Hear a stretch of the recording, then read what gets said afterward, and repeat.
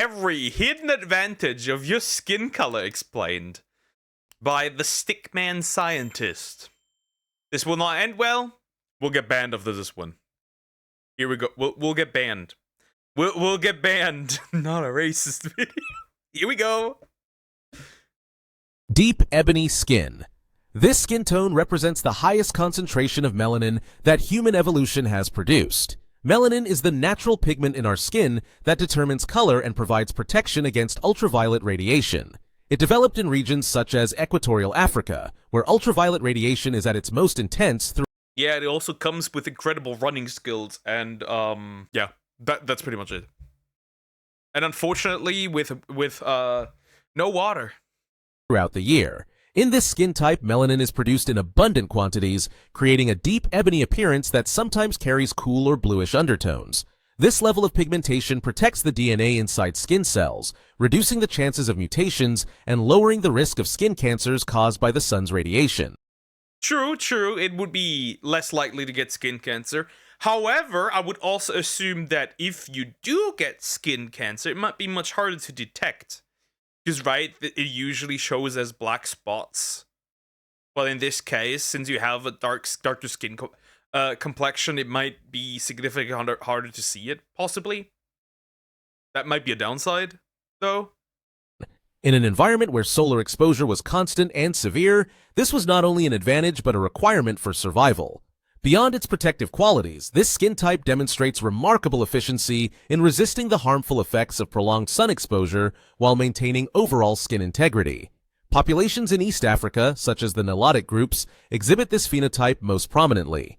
The tone itself Bro, that's crazy. That's crazy. That's actually kind of wild. How dark it is. I'm kind of amazed. Very interesting. I didn't expect that. I didn't know how. Bro, a black person somewhere else might be white in comparison at that point. That's crazy. That looks also really cool, not gonna lie. Most prominently.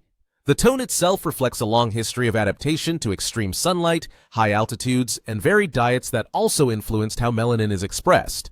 Though visually striking, its importance lies in the evolutionary balance, maximum protection against solar damage while sustaining a healthy physiological relationship with the environment. Rich, dark brown skin.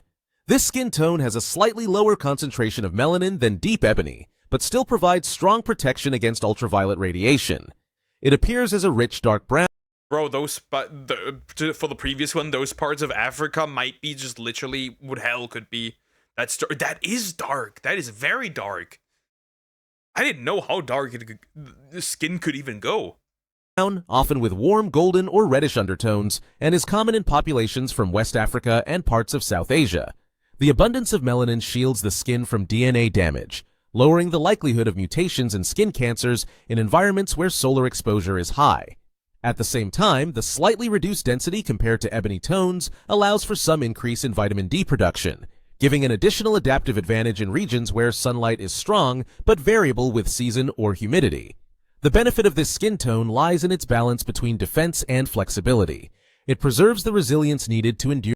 Now I have a question. What would be the most effective, like the most advantaged skin color you could have? It must be somewhere in between, right? Somewhere there? Because I'm wondering, like the max benefits you could get.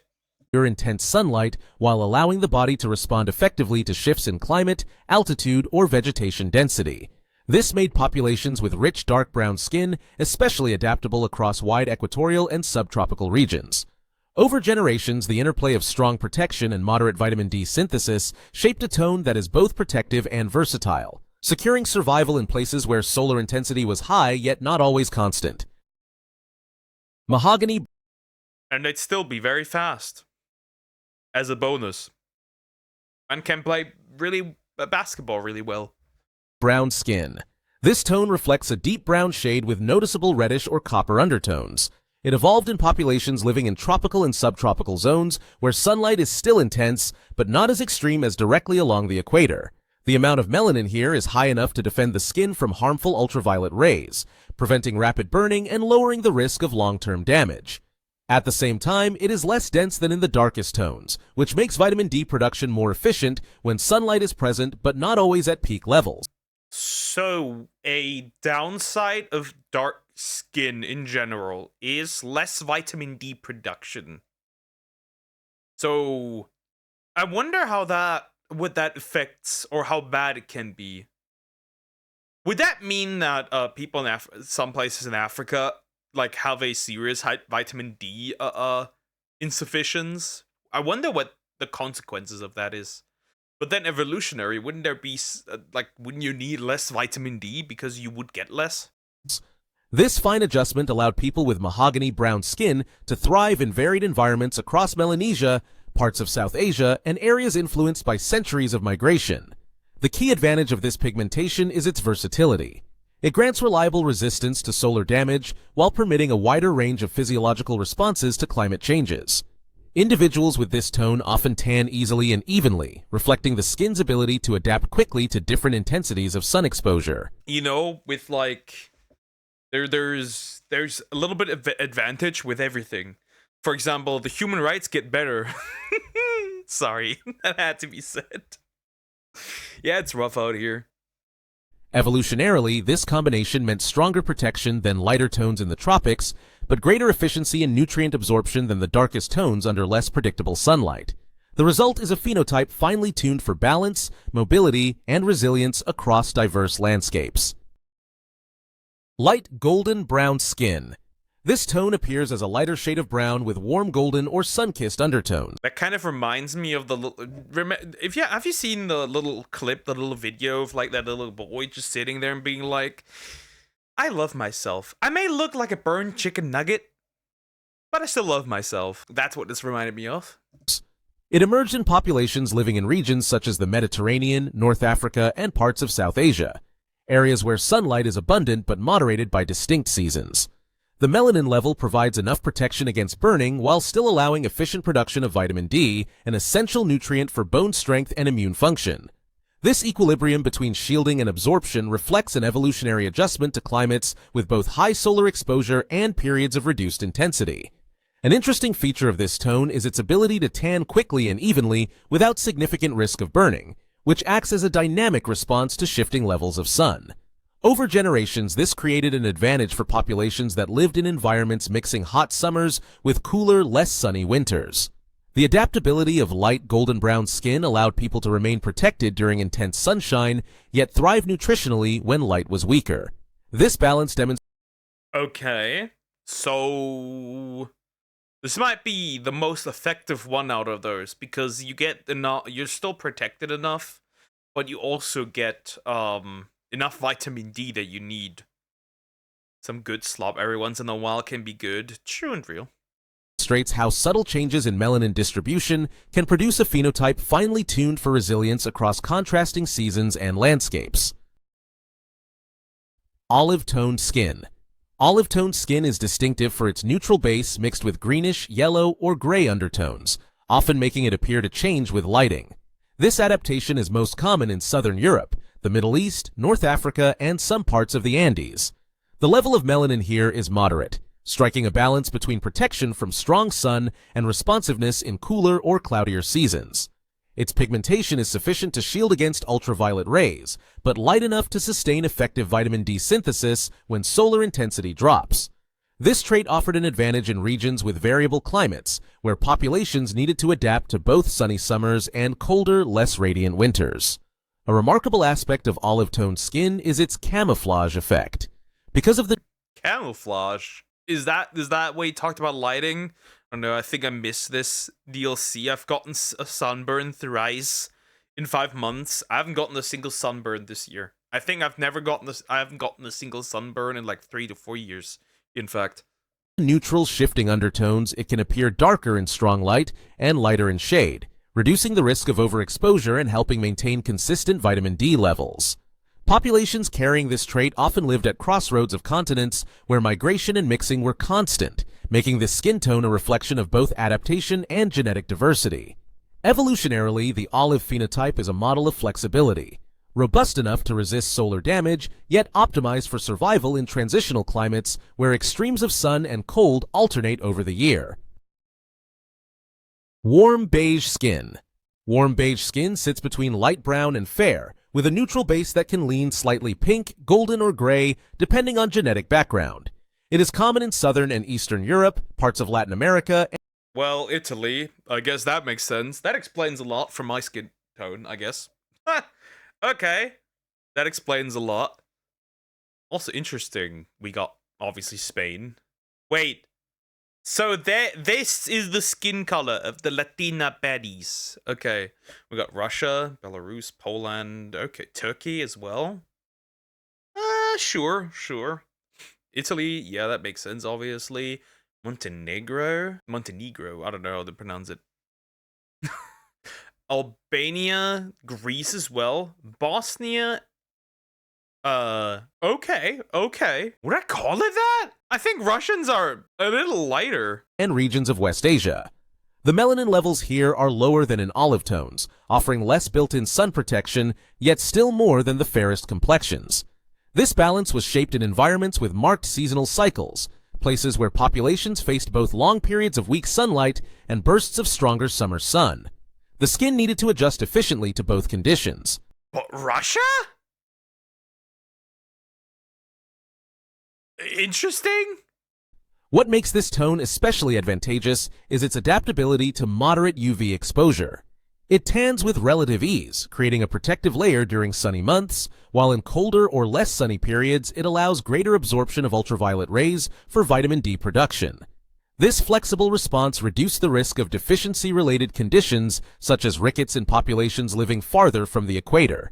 Over centuries, warm beige skin became widespread along migration corridors that linked northern and southern climates, making it both a practical evolutionary solution and a marker of human movement across transitional landscapes. Fair light skin. Fair light skin contains relatively low levels of melanin, giving it a pale beige or pinkish appearance. German, I'd say Netherlands, somewhere there. Denmark, maybe. Yeah. I got one because I went to a beach, no sunlight, nothing. It didn't end well. Well, that's on you. I just forgot to put sunscreen on. At the same time, my long hair covers my neck, so if I just faced my back to the sun, my neck is fine. I can't say for the rest of me, though. Bro, getting cooked out here. This tone developed primarily in Central and Northern Europe, where sunlight is... Okay, let's look at those countries. This tone developed primarily in Central and... Germany! Switzerland, Austria, Slovenia, Hungary, Slovakia, Czech, and Poland. So Poland as well. Northern Europe, where sunlight is limited for much of the... Wait, there were more. In Northern Europe. Also Iceland, the UK, Ireland, Norway, Sweden, Finland, Estonia, Latvia, and Lithuania. Where sunlight is limited for much of the year. With less melanin acting as a barrier, the skin absorbs ultraviolet radiation more efficiently, which boosts the production of vitamin D. In environments where winter skies are gray and the sun rarely shines at high intensity, this ability was critical for bone health and immune strength, helping populations avoid diseases linked to deficiency. The evolutionary advantage of fair light skin lies in its efficiency rather than its protection. While it burns more easily under strong sunlight, it maximizes vitamin D synthesis in conditions of low solar exposure. This balance ensured survival in climates where New trend, vitamin D maxing. Maintaining strong skeletal systems was more important than enduring extreme ultraviolet radiation. Over generations, this adaptation allowed communities in northern latitudes to thrive despite long, dark winters, making fair light skin a clear example of how the body fine-tunes pigmentation to match environmental light levels. Well, that's also how the term winter depression is coined, because oftentimes here we have a lot of people. Well, not a lot of people, but there's a few people that get really depressed in the winter because they don't get enough sun. And with these people these people not going outside and touching grass, it does get kind of sad then for those people. So yeah, vitamin D is very important. Very fair skin. That would be Japan, wouldn't that be? To a degree. But I think that would be maybe possibly because a lot of like Japanese are fairly light skin. Very fair skin represents the lowest concentration of melanin in the human spectrum. It appears milky white or translucent, often showing visible veins beneath the surface. This phenotype developed in Northern Europe, especially in populations from Ireland, Scandinavia, and the Baltic regions. Well, that makes sense. Huh, maybe the very fair skin isn't so natural in Japan, is it? Could be. Where sunlight is scarce for most of the year. In such low-light environments, producing high levels of melanin would have blocked the little ultraviolet radiation available. By reducing pigmentation, very fair skin ensured maximum absorption of UV rays, which in turn allowed for optimal vitamin D production, a vital defense against bone-softening diseases like rickets. The evolutionary strength of this tone lies in its extreme efficiency in harnessing minimal light. Although it is highly vulnerable to burning under intense sun, this vulnerability was not a disadvantage in regions where skies are often overcast and UV exposure is weak. Instead, it became a survival mechanism, guaranteeing that even the smallest amounts of radiation could be converted into the nutrients needed for strong bones and healthy offspring. This adaptation reflects how human populations adjusted precisely to glacial and post-glacial environments, where thriving depended on making the most of every ray of light available. Don't just watch the world, subscribe. The nose advantages as well. Interesting. Okay, so what we have here is essentially for most of the time you trade in either you trade in sunlight protection for vitamin D production or the other way around. I wonder then if how would that affect people who like the vitamin D production if they move to a place where there's less sun, and then the reverse? I wonder, like, what the negative if there's really negative effects if you get too much vitamin D. I don't know. Interesting though, very interesting. Anyways, like, comment, and subscribe.